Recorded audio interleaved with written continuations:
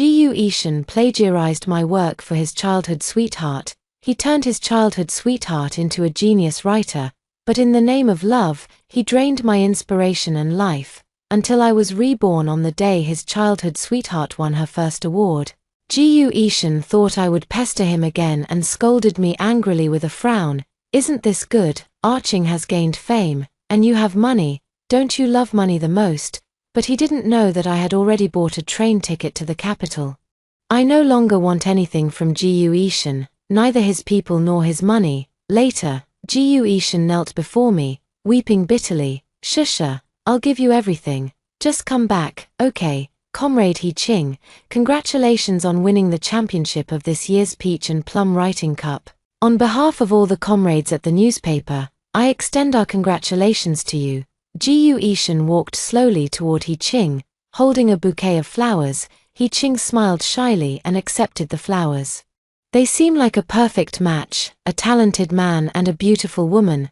But Ji-Yu Ishin is clearly my boyfriend. Looking at the scene around me, I realized that I had actually been reborn and returned to the day when He Ching used my work to win the championship. All the pain from my previous life flooded into my mind at this moment. My work was stolen, my hands and legs were broken, and I was imprisoned in Ji-Yu Ishin's home. My head was splitting with pain as I slowly stood up. He Ching, give me back my work. In an instant, the congratulations in the auditorium faded away, and everyone's eyes fell on me. Ji-Yu Ishin's face twisted slightly as he turned sideways. Positioning himself protectively in front of He Ching, he asked angrily, Comrade Lin She, I know you're upset about not winning the award, but you can't spread rumors about Comrade He Ching like this. If you claim that Comrade He Ching stole your work, please provide evidence. I was taken aback for a moment. Then suddenly remembered, my manuscript is with Ji-Yu Ishin. I trusted him so much, and that trust has now turned into a sharp sword that wounds me. I have no evidence to present. A wave of sorrowful grief surged into my heart. Comrade Lin She, jealousy is not a good quality. Ji-Yu Ishin made the final decision, pinning the blame on me. Yes, as long as his childhood sweetheart is pure and flawless, he is willing to do anything, even though I am his girlfriend. The looks others give me are filled with disgust. As the event ended, He Ching led Ji-Yu Ishin toward me. He Ching's eyes were slightly red, and she spoke with a choked voice. Comrade Lin She, it's all my fault. Please don't blame Brother Ishin. Ji-Yu Ishin looked at her with a pained expression, comforting her gently. But when he turned to me, his eyes were filled with cold indifference. Isn't this good? A Ching has gained fame, and you've got money. Don't you love money the most? So that's how he sees me in his heart. I was furious and unconsciously raised my voice. Then I'll ruin her reputation. In this early era of reform and opening up, society placed considerable emphasis on knowledge and talent. Without a word, Ji-Yu Ishin raised his hand and slapped me hard. My face instantly swelled up, my head buzzed with pain, and my vision gradually blurred. Seeing his wary expression, I remembered a long time ago. Ji-Yu Ishin sat beside me, smiling as he spoke. Comrade Lin She, your handwriting is truly beautiful, and your words are very moving. I will definitely help you publish them in the future. At that time, he wasn't yet the deputy director of the newspaper, but he was already thinking of helping me publish my work, and now, he's taking advantage of his position to give my work to He Ching for the competition without my permission. Every word of his promise keeps replaying in my mind. Tears fell like broken pearls, landing on Ji-Yu Ishin's arm. He cupped my face with his hand, gently stroking it as he whispered, Shusha, I didn't want to hit you, I was just too anxious. You know how important reputation is for a woman. I absolutely won't let you harm Arching. Ji-Yu Ishin's eyes revealed pity and regret, but in an instant, they were replaced by other emotions. He Ching trembled lightly, hiding her body as she burrowed into Ji-Yu Ishin's embrace. I couldn't see her face clearly. From beginning to end, I never even touched He Ching. So how could I have harmed her? Choosing between the two was nothing more than a firmer decision in his heart to choose He Ching. My heart felt as if it had already been slashed by his words. Bleeding profusely, with a swollen, red face, I arrived at the station and bought a ticket to the capital, departing 3 days later. In her previous life, starting from this day, He Ching seemed to have tasted the sweetness. She repeatedly urged Jiu Ishan to give her my work. Jiu Ishan granted her wish. They are like blood-sucking parasites clinging to me, slowly draining my spirit, life, and vitality. I still remember, just before I died, Jiu Ishan looked at me with pity in his eyes and said softly, "Shusha, I will take care of you in this lifetime." I felt like a beggar being given alms. I was startled awake from a dream to find Jiu Ishan sitting by my bedside. I was the one who gave him the key, allowing him to come and go from my home as he pleased. It was precisely because of this privilege that he was able to obtain many of my manuscripts. Jiu Ishan frowned and asked with concern, "Shusha, what's wrong? Did you have a nightmare? It was my fault for hitting you yesterday, but you absolutely must not tell anyone the truth. Do you understand? All right. How about I take you to the restaurant where we had our first date today? Consider it my way of making it up to you." Jiu Ishan kept talking to himself. Completely without asking for my opinion, I suppressed the mockery in my eyes and slowly stood up. As we passed by the flower shop, Jiu Ishan even bought me a bouquet of flowers. The flowers were fragrant and beautiful, just the kind I liked. My long dormant heart began to beat for him once again. So he still remembers. I thought he had already forgotten. Brother Ashen, Comrade Linsha, what a coincidence. Running into you here. We actually ran into He Ching. She looked very beautiful today. Her face as radiant as peach blossoms, wearing a red floral dress that made her look absolutely stunning. I didn't miss the flicker of admiration in Jiu Ishan's eyes. "Ah Ching, what are you doing here? Would you like to join us for dinner later? We can also celebrate you winning first place." In that instant, it felt as if my breath had stopped. I looked at Jiu Ishan, my heart shattered into pieces. Mingming, it was supposed to be a date for the two of us. He Ching's eyes held a hint of provocation. But her tone was as gentle as the wind. "Brother Ashen, isn't this a bit inappropriate? Comrade Linsha is your girlfriend. Won't she get angry?" A glimmer of anticipation flickered in my eyes as I tried to find any trace of his love for me on Jiu Ishan's face. "No way, Shusha wouldn't be that petty." Jiu Ishan spoke up first, but his gaze didn't fall on me. He didn't dare to look me in the eye. He was feeling guilty. See, he clearly knew I would be unhappy, yet he still invited He Ching. I should have been completely disappointed in him. So why do I still hope that he would firmly choose me alone? Perhaps he did give me some very sweet moments, but the hurt he brought is also indelible. In the end, I still compromised. And the three of us went to that restaurant together. The dim yellow lighting created a great atmosphere. All around us were couples, but our table was the only one with 3 people. Jiu Ishan placed the menu in front of me, as if trying to please me. "Shusha, you order," but I had no appetite. So I casually ordered a few of my favorite dishes. I ate absent-mindedly, watching Jiu Ishan personally peel the shrimp and place the meat into He Ching's bowl. They were so intimate. As if they were the ones who were truly a loving couple. I had already given up, so why was my heart still aching faintly? How strange. I unconsciously clenched my hand and let out a heavy sigh. He glanced at me disdainfully, exaggeratedly covering his mouth, and spoke anxiously. "Sorry. Brother Ashen and I grew up together, so I'm used to it. Maybe I should break this bad habit." Jiu Ishan spoke dismissively. "We've known each other much longer than she has. A Ching. You're fine just the way you are. There's no need to change." Jiu Ishan didn't see anything wrong with it. Yes, he would help He Ching peel shrimp, see her off after work, and often have meals at her place even when he was in a relationship. There seemed to be an invisible barrier between the two of them, and no one could break through. The scene was painfully glaring. I put down my chopsticks and stood up, ready to leave. Behind me, Jiu Ishan spoke angrily. "Linsha, I've already made it up to you. Why are you still throwing a tantrum? We're all still eating. It's very rude for you to leave like this alone." I can almost imagine Jiu Ishan's expression. Frowning, eyes filled with anger, the veins on his neck bulging. It seems like I often see him angry. He never hesitates to smile at He Ching, but I rarely see it. I took a deep breath and walked away without looking back. In 2 more days, I can leave for good. I contacted a 20-year-old girl and planned to sell her the job at the newspaper.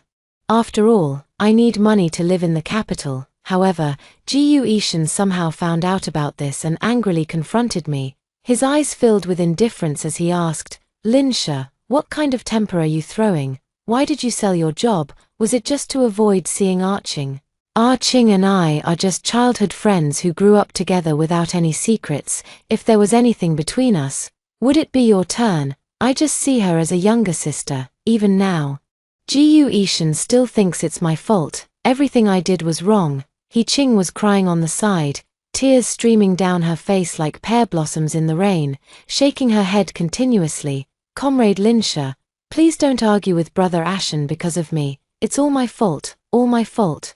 Ji Ishan grew even angrier, his grip tightening. Ouch, I cried out in pain.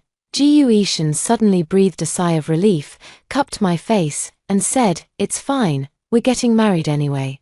If you sell your job, you can stay at home peacefully, take care of the husband and children, and serve the in-laws. I see your temper is getting worse and worse. You must have come into contact with some bad people outside. Staying at home is good too. Being more gentle suits the identity of my wife better. His face loomed large before my eyes, filled with fervor.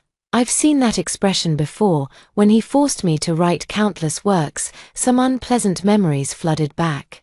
I was so frightened that I took 2 steps back and pushed him away. Tears streamed down my face, and my body couldn't stop trembling. Ji Ishan saw my frightened appearance, a flicker of heartache passing through his eyes, but in an instant, it turned cold again. Linsha, even if you don't want to work, you can't use Ching as an excuse. Do you know how much this affects her reputation? You can do anything, but you must not hurt Ching, otherwise, I won't marry you. Ching is not in good health, and her only dream is to become a writer. I must help her fulfill this dream. So, you want me to be the stepping stone for her to achieve her dreams, is that it? I couldn't help but raise my voice in protest. What about me? If you care so much about Ching, why aren't you with her? Is it necessary to torment me like this? He cares so much about Ching. Brother Ashen and I are just good siblings. Comrade Linsha, please don't misunderstand. I don't want to ruin your relationship. Ching spoke as tears streamed down her face, her breathing growing rapid. In no time, her face flushed bright red, showing signs of an impending illness. Ji Ishan slapped me hard, his eyes red with anger, and said with resentment, Linsha, don't look at me and Ching with your filthy thoughts. If it weren't for Ching's health condition, I wouldn't be with you either. With that, he picked up Ching, turned around, and ran away. So that's how it is. All the happiness he brought me, the joyful times we spent together, were all fake. No wonder. Ji Ishan was dedicated to getting me pregnant, and then moved to a separate room after I successfully conceived. I thought it was because he liked children. But it turns out he couldn't bear to let his frail childhood sweetheart bear a child for him. So he chose me instead. I slumped to the ground, my collar soaked with tears. Ji Ishan, I don't want you or your money anymore. Chapter 2. Early the next morning, I packed my luggage and left this place. After settling down in the capital, I received a reply from Xinhua News Agency. My work was successfully accepted. Perhaps in the near future, my work will be published. Comrades from every corner of the motherland will read the words I write. I am just like Ching from my previous life. At this thought, my heart began to beat violently. I packed up and went to the address in the letter, sitting in the coffee shop.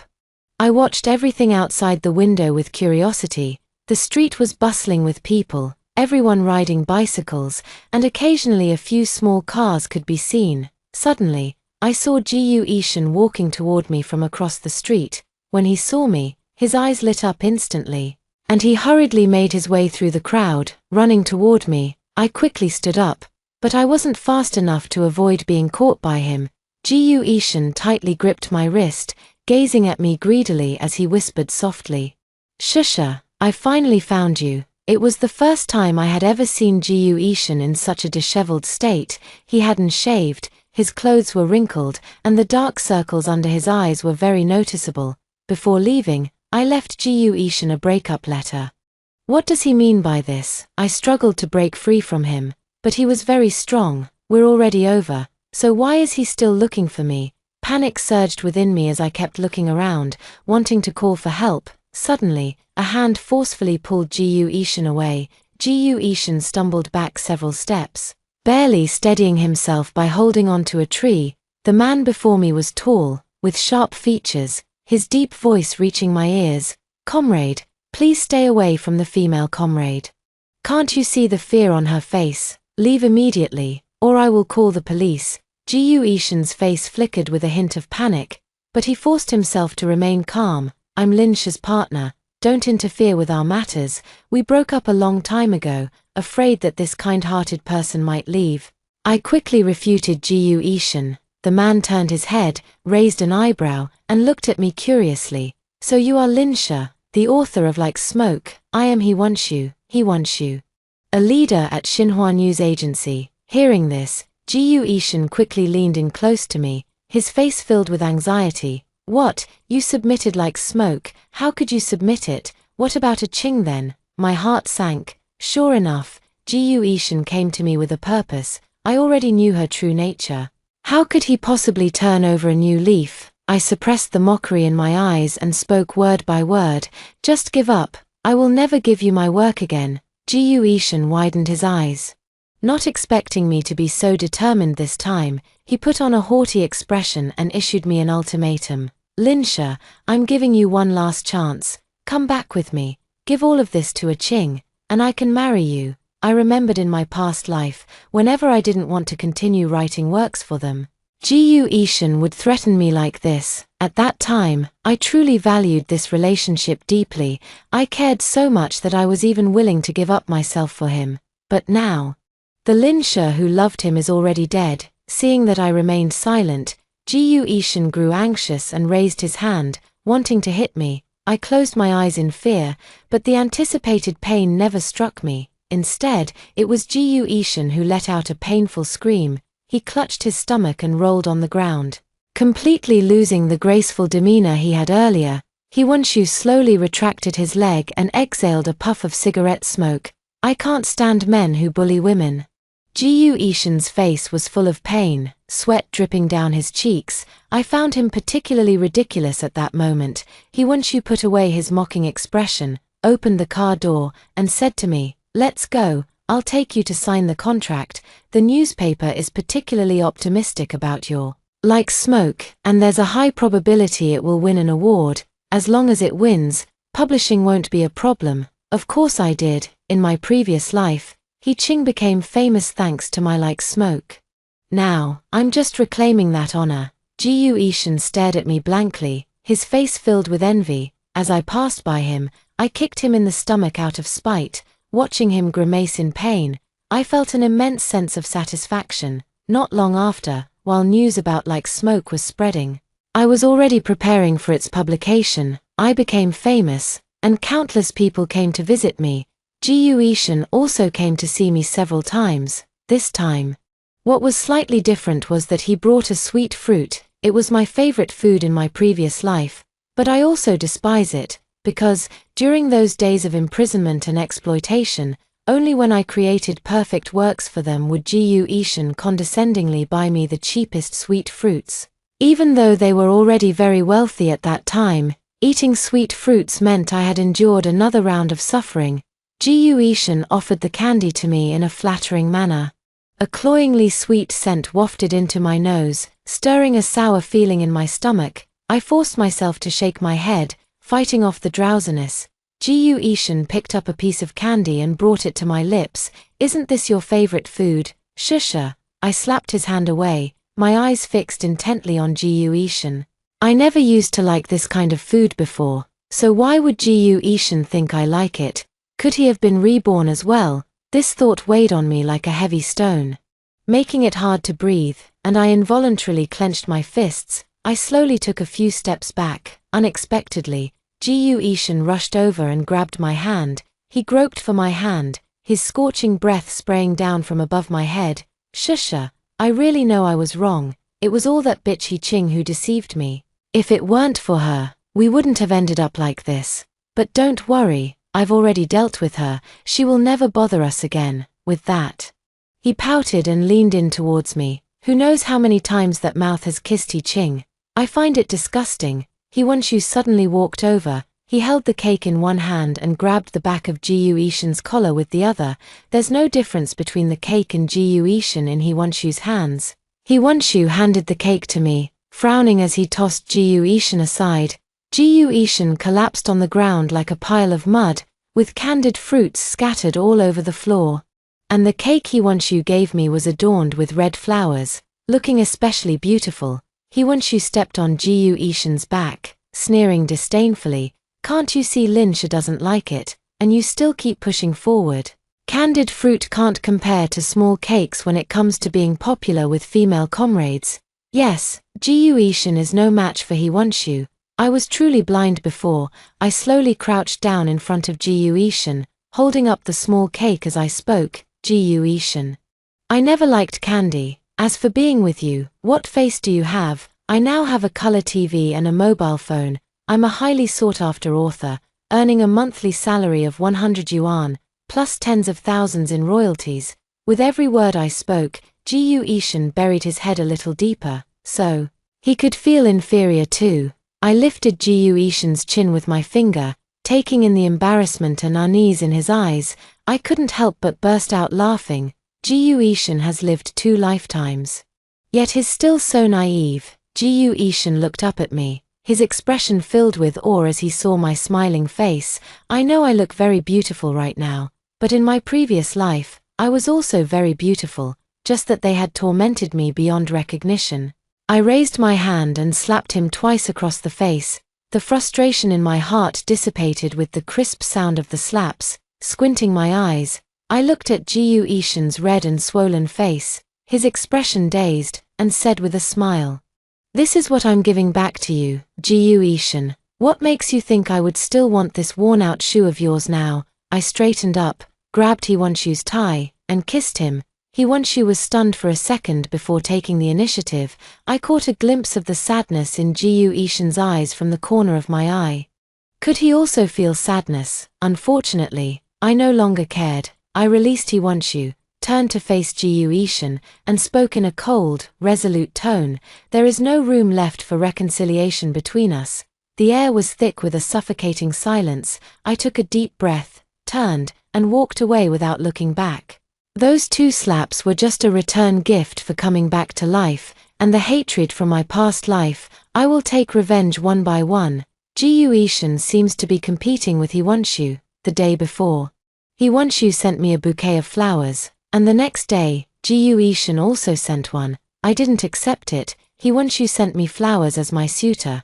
So what about you? Ji Yuishan's eyes filled with desolation as he whispered softly, "It's my fault. You can punish me however you want." He placed the flowers outside the door and turned to leave. I kicked the flower down the stairs. Ji Yuishan paused in his steps, bent down to pick up the flower, and ran away. The capital in December was very cold, and the exhaled breath quickly turned into white mist. Ji Yuishan ran over with big strides, pulled open his clothes, and took out a bag of pancakes from inside. He hurriedly stuffed the pastry into my hand, smiling as he did so. "Didn't you want to eat it?" I finally managed to get in line. "Hurry up and eat it while it's hot." I felt the warmth in my hand and remembered that this was a time-honored pastry shop I had been craving. It was 5 kilometers away from where I lived. To keep the pastry warm, Ji Yuishan had run all the way here. My thoughts suddenly drifted back to a very, very long time ago. I prepared a meal for Ji Yuishan and brought it to the newspaper office. The weather was cold, and the snow-covered ground was slippery. I wanted him to have a warm meal, so I ran all the way there. I took a hard fall, but I didn't have time to worry about myself. I quickly scrambled over to check on the box. When I saw Ji Yuishan, he frowned and scolded me. "I had plans to eat out with Arching today. Why did you bring me food?" In the end, the food, along with the box, was thrown into the trash. Thump! Under Ji Yuishan's astonished gaze, I threw the pancake away. The pancake traced a perfect parabola through the air and landed in the trash can. I curled my lips into a cold smile. This kind of thing is no longer worthy of me. Just like you. Ji Yuishan's face instantly turned deathly pale. Snow fell on his head, as white as his complexion. He Wanshu walked over to me holding an umbrella and asked softly, "Shall we go? I've already reserved a restaurant." I held onto Hee Won-shu's arm and walked past Ji-Yu Ishin. After the meal, Hee Won-shu drove me back. From a distance, I saw Ji-Yu Ishin standing downstairs at my place. It's strange. Before, no matter what I did, I couldn't move him. Now, can he move me by doing these things? Ji-Yu Ishin's head and shoulders were covered in snowflakes, making him look like a snowman. Seeing me arrive, he opened his eyes, filled with hope. I frowned and spoke coldly. Is this fun for you? Your presence only causes trouble in my life. People need face, trees need bark. Ji-Yu Ishin, you can't possibly not understand that, can you? Ji-Yu Ishin fell to his knees with a thud, kneeling straight in front of me. The tears he shed turned to ice in the snow. Shusha, I know I was wrong. Can you forgive me just this once? I'll never dare to do it again. From now on, I'll do whatever you ask me to do. Don't you want to publish a book? We'll help you publish it as soon as we get back. I can help you become the #1 talented woman. As he spoke, he crawled over and hugged my leg. I took a few steps back, watching him bury himself in the snow. No need, I can rely on my own talent to publish my work. With those words, I quickly pulled Hee Won-shu upstairs. I faintly heard a sorrowful cry coming from behind. What does that have to do with me? I felt no ripple of emotion in my heart. Only that all of this had come too late. Ji-Yu Ishin's remorse could not make up for his past betrayal and hurt. After that day, Hee Won-shu became my boyfriend. When he asked about the grudge between me and Ji-Yu Ishin, I only mentioned the incident of my work being plagiarized. I didn't tell him that I had been reborn. I wanted to handle it myself. But I never expected that Hee Ching would actually come looking for me. I worked overtime at the newspaper office for a while, and by the time I left, the sky had already darkened. While riding my bike home, someone suddenly rushed out from the roadside, startling me so much that I immediately stopped. Upon taking a closer look, I saw it was Hee Ching. She was wearing thin clothes, her hair was a mess, and her face was dirty. If I hadn't known her for 2 lifetimes, I really wouldn't have recognized her. Hee Ching saw the glint in my eyes and lunged at me with his grimy hands outstretched. He shouted hysterically, "Give me the manuscript. Give it to me now, I'm the talented writer. I am, ha ha ha ha." I warily looked at her, ready to run at any moment. Suddenly, another person emerged from the grass by the roadside. Ji-Yu Ishin was in a sorry state, and he froze for a moment when he saw me. His eyes suddenly reddened, and he hurriedly wiped away his tears before speaking. "I'm sorry." Hee Ching went crazy and ran out on her own. Recently, the Writers Association revoked her honors, and she couldn't handle it. She just went mad all at once. I don't know how she managed to find me, but there's no other way. I have to take care of her. It seems that Hee Won-shu stepped in and helped me get justice. I suddenly exhaled a breath, the white mist blurring Ji-Yu Ishin's face. I can no longer clearly remember his glamorous appearance from his past life. Now, he can never be clean again. Ji-Yu Ishin looked at me deeply, smiled bitterly, his voice choked with emotion. "Shusha. I really know I was wrong. I don't love her. I only love you. I've only loved you for 2 lifetimes, but I had no choice. I had to take care of Hee Ching. Her father died saving my father. I shouldn't have given your work to her." He abruptly lowered his shoulders, all his former pride fading away. Yet I only felt a sense of irony. Ji-Yu Ishin owed Hee Ching, so why should I, Linsha, be the one to repay it? I tightened my grip on the handlebars, wanting to just leave like this. Suddenly, Hee Ching threw herself in front of me, dropped to her knees, and began kowtowing fiercely. Her forehead split open, and blood flowed onto the ground. She kept muttering under her breath, "I'm sorry, it's my fault. I shouldn't have stolen your manuscript. I shouldn't have stirred up trouble between you and Brother Ashen. I shouldn't have caused you to miscarry out of jealousy. It's all my fault, all my fault." I could barely stand. It turns out that the child I had in my previous life was killed by her. Ji-Yu Ishin suddenly threw himself to his knees in front of Hee Ching, grabbing her hair and asking hysterically, "That child was actually your child's. Hee Ching, I treated you so well, and you actually killed my child." Ji-Yu Ishin suddenly turned around, speaking as if in a nervous fit. "Shusha, you have to believe me. I really don't know. I bit my lip hard, not making a single sound. Sadness washed over me like a tide. I rushed forward and slapped He Ching twice hard. He Ching curled up on the ground, groaning in pain.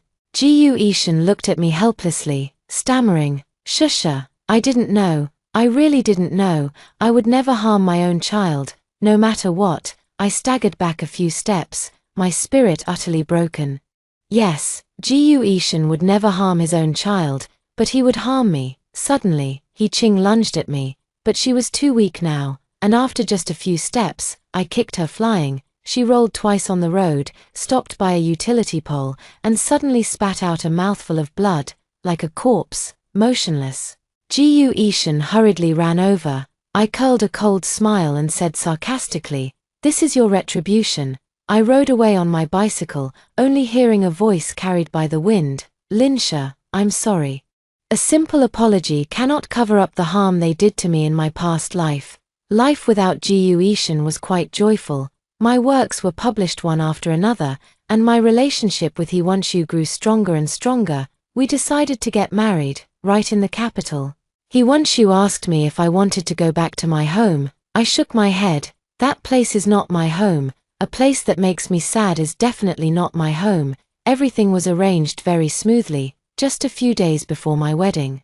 I was so excited that I couldn't sleep. Suddenly, I heard some faint sounds outside the door. At first, I thought it was the wind, but the sound persisted for a long time without fading. My heart leaped into my throat, and I quietly hid under the covers to call He Wanshu, reassured by his words. I stealthily opened the door and saw a faint light emanating from my study. I quietly tiptoed over and discovered it was actually Gu Yishan. He had secretly pried the door open and come in. He was holding a lit torch, rummaging through things in my study. Gu Yishan opened the drawer where I kept my manuscripts and took out the novel manuscript I had just finished writing. No, I absolutely cannot let him ruin this. Suppressing the panic in my heart, I questioned him loudly, "Gu Yishan, what are you doing?" A flicker of panic crossed Gu Yishan's face, followed by an evil smile. "Shusha, you must quickly break off your engagement with He Wanshu and come away with me. Or else I will burn all of these. If it weren't for your exceptionally well-written articles, you wouldn't have attracted He Wanshu, and you wouldn't have left me. It would have been so much better if I had kept you locked up at home from the start. You should be thanking me. There are so many bad men in this world, and only I can protect you." Gu Yishan grew more and more excited as he spoke, a frenzied smile spreading across his face. It was a world of difference from his original appearance. I was constantly watching his movements, afraid he might accidentally set my manuscript on fire. "Are you okay?" He Wanshu hurried over and said softly. I shook my head, not daring to lose focus. Gu Yishan suddenly noticed He Wanshu and pulled out a small knife from his chest. The knife gleamed with a silver light. Looking very sharp, Gu Yishan pointed the knife at He Wanshu, shouting hysterically, "It's all because of you, this wild man. If you hadn't seduced Shusha, he wouldn't have left me. You actually still want to marry her. I'll kill you, then you won't be able to marry her." His voice grew hoarse with anger, as if each word was being forced out from the depths of his throat. Gu Yishan's face was twisted with rage as he charged forward without hesitation, clutching the sharp knife. He Wanshu sidestepped the attack and slowly retreated. I was terrified, afraid that Gu Yishan would harm He Wanshu. I looked at Gu Yishan and said coldly, "Even without He Wanshu, I wouldn't like you, and I wouldn't go with you, Gu Yishan." I took a deep breath and continued, "I have been reborn, and I remember every single thing from my past life. You are the source of my pain, and I will never forgive you, even now. I still have nightmares every night, dreaming of you forcing me to write. The moment I failed to meet your expectations, you would beat and kick me." My palms were drenched in sweat, and I was unbearably nervous. He slowly turned around, his expression complex and hard to decipher, tears streaming down his face as he smiled bitterly. "No wonder you said that in the auditorium that day, so you had already been reborn. I thought I could seize the opportunity and have you again." A flicker of despair flashed in his eyes. "I never expected that you had already left me. I really regret it. I shouldn't have helped He Ching steal your work. Shusha, I love you. I shouldn't have done this." His voice grew softer, As if he were talking to himself, I walked toward him step by step, raised my hand, and slapped him hard across the face. Gu Ishan, if I could, I truly wish I had never met you. He was struck by me, his head turned aside, his expression complex, filled with regret and unwillingness. Tears welled up in his eyes, eventually falling drop by drop. I think he must truly regret it now. Suddenly, Gu Ishan raised the small knife and plunged it fiercely into his own chest. Blood sprayed out, splattering all over my face. I stared blankly as Gu Ishan fell to the ground, blood flowing everywhere. The torch fell to the ground, and sparks instantly spread out. Hee-won-shu picked up the manuscript and pulled me as we ran outside. I watched as the fierce flames slowly consumed Gu Ishan. Gu Ishan looked at me, his eyes filled with regret. Then, he slowly closed his eyes. A relieved expression appeared on his face, as if he had finally let go of a heavy burden. The fire did not spread too far, and after the ambulance extinguished it, we saw Gu Ishan's body. The fire had burned him beyond recognition. I calmly contacted his parents to take his remains away. Gu Ishan's death did have a significant impact on me, but I wasn't sad. Instead, I felt a sense of relief. The day of the wedding was a rare sunny day in the capital, with warmth lingering in the air. The doors and windows were adorned with bright red double happiness characters, filling the place with joy, while several red flags hung on the walls, adding a touch of solemnity. I brought my parents and friends to the capital. Hee-won-shu also invited his own friends and family. We didn't hold a grand ceremony, just invited the community leader to be our witness. That solemn and dignified voice echoed through the hall, each word seemingly carrying the weight of the era and people's beautiful expectations for the newlyweds. Hee-won-shu wore a brand new Zhongshan suit, his strong face flushed with happiness. I wore a bright red jacket, my hair pinned up at the back, with a large red flower in it. A light makeup was applied to the face. After all, there were no luxurious wedding rings, no elaborate ceremonies. Only the sincere gazes and tightly held hands of each other. We solemnly bowed in respect before the portrait of the chairman. After the ceremony, everyone gathered around a long table set with simple tea and snacks. The tea steamed with warmth, while melon seeds and candies exuded a sweet fragrance. The children laugh and play as they weave through the crowd, while the adults discuss the country's new policies. Filled with hope for the future, marriage did not hinder my writing. Instead, it brought this change into my work, allowing my words to convey even more hope. My works gradually spread to every corner of the motherland, and I believe they will bring new ideas to the women there. Even many years later, I still receive letters from my readers. At this moment, I feel that my persistence is truly meaningful.